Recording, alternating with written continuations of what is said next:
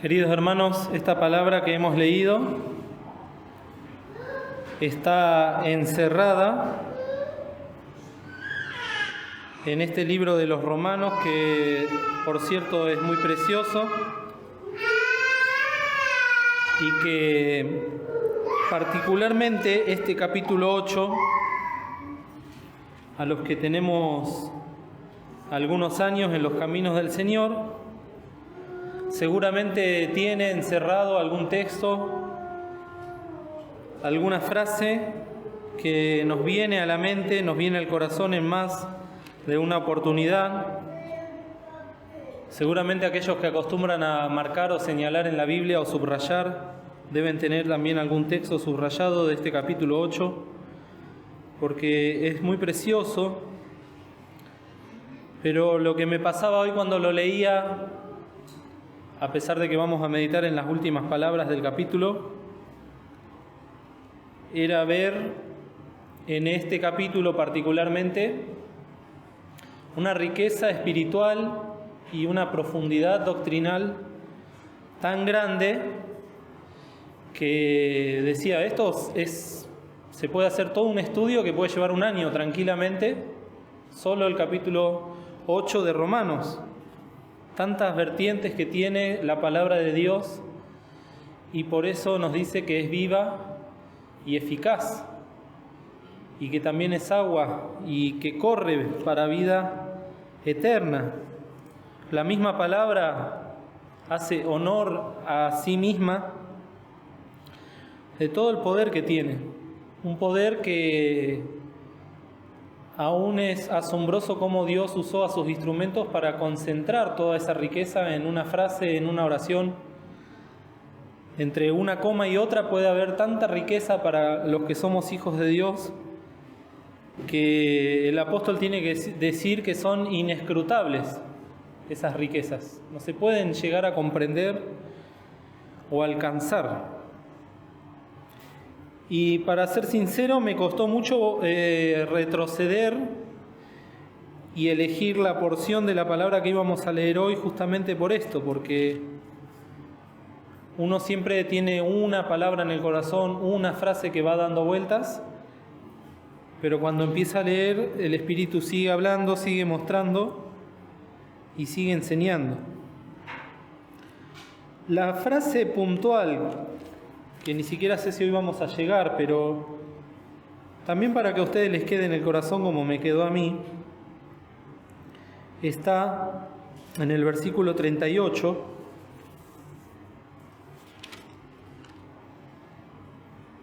porque dice: por lo cual estoy cierto que ni la muerte, ni la vida, ni ángeles, ni principados, ni potestades, ni lo presente, ni lo porvenir, ni lo alto, ni lo bajo, ni ninguna criatura nos podrá apartar del amor de Dios. Esta es una frase que creo que todos conocemos o hemos leído alguna vez. Pero si hay algo que a mí me vino llamando la atención todo el tiempo y trato de buscarle una explicación o de entenderla, es cuando dice ni la muerte ni la vida. Después vamos a ver si podemos llegar particularmente a eso, pero es para contarles a ustedes cómo llegué a este versículo en particular y a esta serie de textos que hemos leído. Lo cierto es que este capítulo 8 nos presenta de una manera preciosa a la Santísima Trinidad, al Padre, al Hijo y al Espíritu Santo, obrando en favor de la humanidad, pero más particularmente obrando en favor de nosotros, los que hemos creído, y a los que en el versículo 16 dice que el Espíritu Santo, porque está en mayúscula, da testimonio a nuestro espíritu que somos hijos de Dios.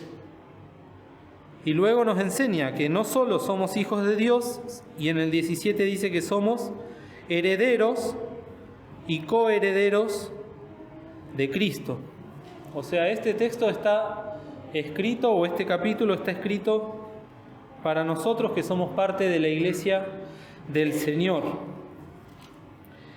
Y en este capítulo se nos muestra una vez más el amor de Dios hacia sus hijos, revelado en tantas oportunidades en la palabra, visto en parábolas como estamos viendo en la escuela dominical, de manera que la pueda entender cualquier persona que tenga el corazón sencillo o dócil, y tantos textos concretos que hablan del amor de Dios. Sin embargo, y como se viene diciendo esta frase que se ha instalado, nada es gratis, y el amor de Dios que fue derramado en nuestros corazones, que así lo dice el capítulo 5, tampoco fue gratis. Y por eso Pablo tiene que dejar bien en claro que nosotros podemos orar al Padre a través del Espíritu Santo, el cual clama por nosotros con gemidos indecibles. Podemos llamarle Abba Padre y clamar de esa manera. Podemos vencer a la carne y a sus intenciones, como también dice acá en el capítulo 8. Podemos vivir en el Espíritu. Podemos tener muchas bienaventuranzas, pero todo eso se reduce a que se cumplió este versículo 32 que ya hemos leído. El que aún a su propio Hijo no perdonó, antes le entregó por todos nosotros. Yo creo, en mi humilde opinión, que esa es la llave para poder entender todo este capítulo, para poder entender cómo nosotros, siendo pecadores, somos hijos, herederos y coherederos de Cristo. La clave está en este versículo. Está hablándonos de un Padre justo, un Padre que es amor, pero que también efectuó esa justicia divina para que nosotros seamos salvos en su propio Hijo. Y le entregó por todos nosotros. Si nosotros entendemos este texto o lo apreciamos como es, también vamos a poder entender cómo el Señor en la cruz decía esa palabra profética que ya estaba en el Salmo 22, Dios mío, ¿por qué me has desamparado? Y hace un tiempo Fernando mencionaba este texto y decía que para que Dios a nosotros nos pueda amparar, primeramente tuvo que desamparar a su Hijo. Son textos que ya los conocemos, ¿no? Están en Mateo 27 y en el Salmo 22.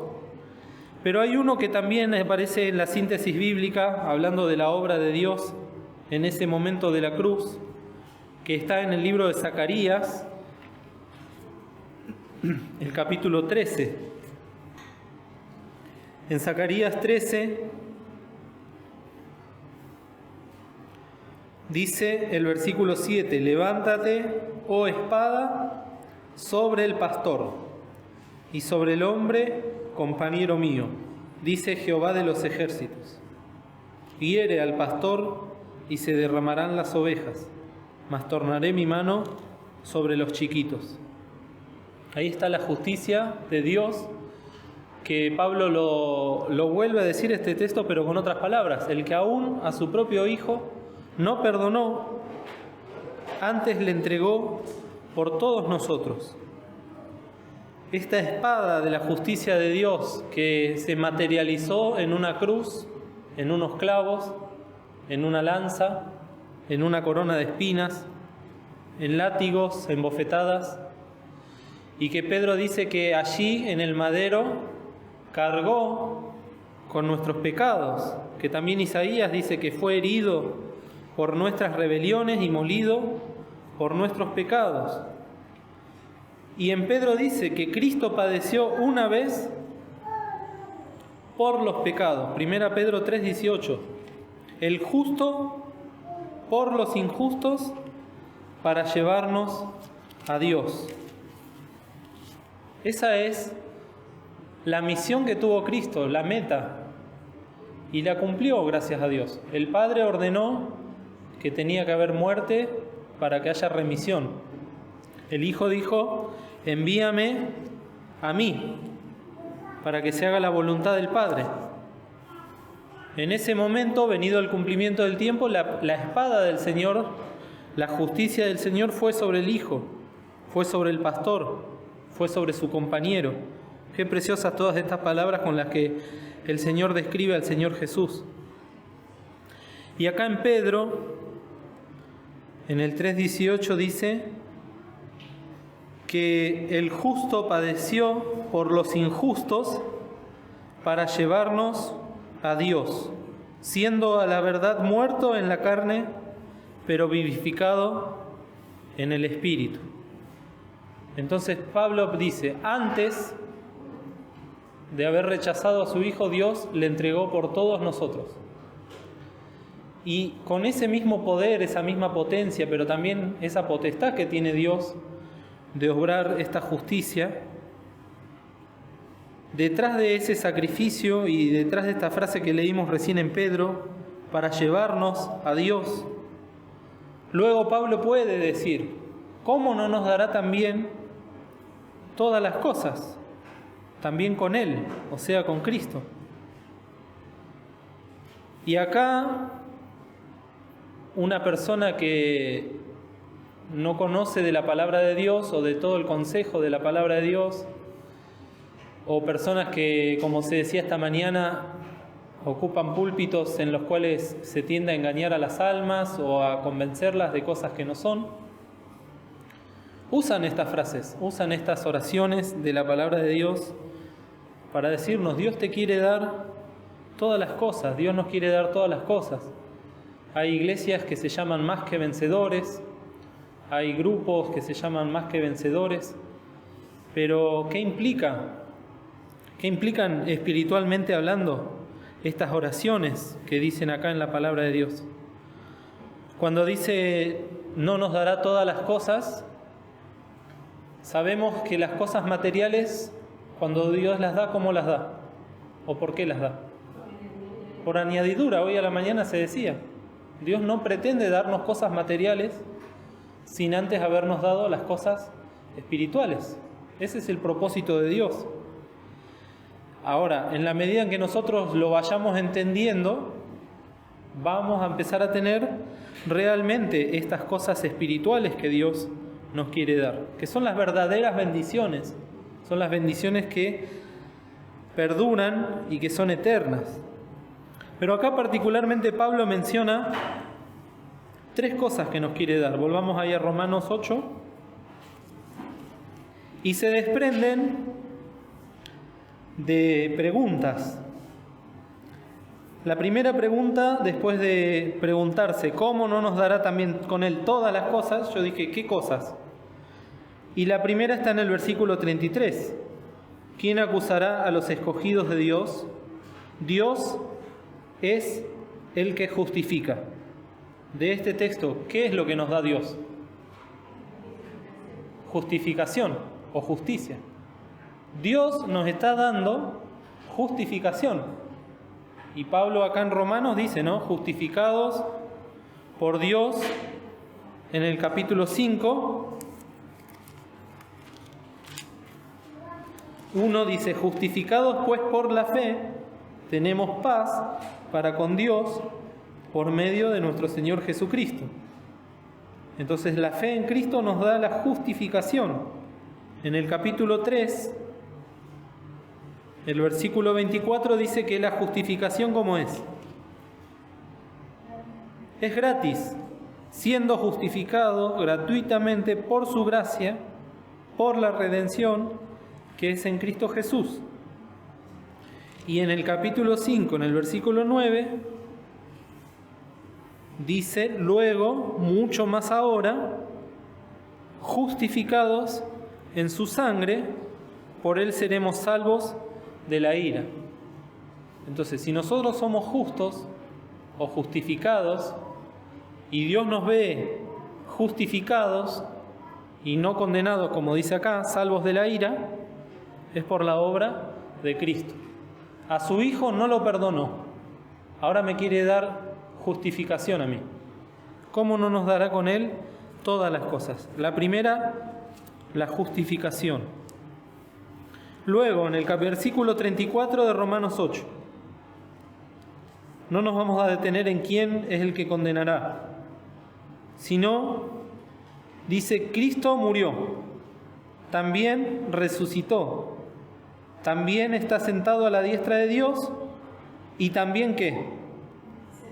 ¿Y qué nos está dando entonces el Señor? Nos justificó y ahora ¿qué hace? Intercede, intercesión. Y eso ya es algo presente. En la cruz nos justificó. Ahora nos sigue dando. Dios es alguien que da, porque no nos niega la salvación, pero tampoco nos niega las bendiciones que vienen aparejadas con la salvación. Entonces nos da intercesión. En Hebreos 7 dice que Cristo siempre vive para interceder por nosotros, viviendo siempre para interceder por ellos. Y en 1 Juan 2:1 dice que tenemos abogado para con el Padre, a Jesucristo el justo. Sabemos, ¿no?, que el diablo es el que acusa a los hermanos, está en Apocalipsis. Y Cristo está todo el tiempo defendiéndonos, pero no por los méritos nuestros, no porque seamos buenos, sino porque creímos y fuimos justificados por la fe. Y la tercera cosa que entiendo que Dios nos da a partir de esta pregunta que dice Pablo es justamente el amor de Cristo. ¿Quién nos apartará, versículo 35, del amor de Cristo? Hace varias preguntas, ¿no? Para todas esas preguntas, la respuesta es no. ¿Nos apartará el cuchillo? ¿Nos apartará la tribulación, la angustia, la persecución, el hambre, etcétera? No. Nada de eso nos puede apartar del amor de Cristo, porque el Señor lo prometió así. Estamos hablando del amor de Cristo hacia nosotros. Fíjense en San Juan, capítulo 10. San Juan 10, 26. Mas vosotros no creéis porque no sois de mis ovejas, como os he dicho. Mis ovejas oyen mi voz, y yo las conozco, y me siguen. Y yo les doy vida eterna, y no perecerán para siempre, ni nadie las arrebatará de mi mano. Mi Padre, que me las dio, mayor que todos es, y nadie las puede arrebatar de la mano de mi Padre. Esta es la promesa que nos dejó el Señor Jesús a aquellos que escuchamos la voz de Dios y le seguimos. Después vamos a ver a dónde le seguimos. Porque el Señor dice: el que oye mi voz y es mío, me sigue. Acá este texto se usa siempre para refutar la falsa doctrina de la caída de la gracia. Dios y el Hijo nos tienen en su mano. Es interesante que menciona, primero el Señor se menciona a sí mismo, en el 28, nadie las arrebatará de mi mano, y en el 29 dice, nadie las puede arrebatar de la mano de mi Padre. Esa unidad en Dios también se ve reflejada en que ya somos de Él y estamos en sus manos. Por lo tanto, aquellos que somos hijos de Dios no podemos perder esta salvación que a Cristo le costó tanto, que al Padre le costó tanto y que al Espíritu Santo le costó tanto. Esa lista que dice Pablo de todas estas cosas tan dolorosas y que podríamos hablar de cada una, pero yo enumeré esta primera lista como cosas terrenas, cosas que nos pueden pasar acá abajo, en la tierra. Tribulación, angustia, persecución, hambre, desnudez, peligro, cuchillo. Son todas cosas que nos pueden llegar a pasar, que si Dios no permite que nos pasen, no es porque seamos mejores, sino que por el contrario, quizás no estamos a la altura de la fe necesaria para vivirlas. Hubo tantos hermanos que estuvieron atrás nuestro que las padecieron y que en ellos realmente se cumplió este texto. Antes, en todas estas cosas, todo lo que está enlistado atrás, hacemos más que vencer por medio de aquel que nos amó. Entonces, qué distinto es sacar ese texto del contexto y mencionarlo y usarlo, y somos más que vencedores. Pero cuando vemos la lógica divina, la lógica de Dios, ¿cuándo realmente un cristiano está venciendo? Cuando está padeciendo estas cosas y las está remitiendo al Señor, como le pasó a Esteban. A Esteban lo estaban por apedrear, ¿y qué dijo?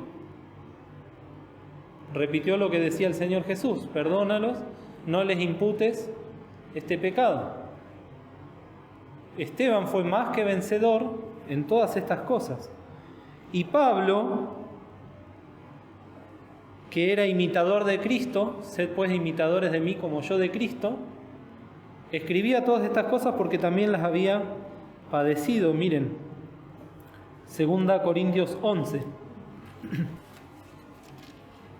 2 Corintios 11. Bueno, desde el 23. Son ministros de Cristo, como poco sabio hablo, yo más, en trabajos más abundante, en azotes sin medida, en cárceles más, en muertes muchas veces.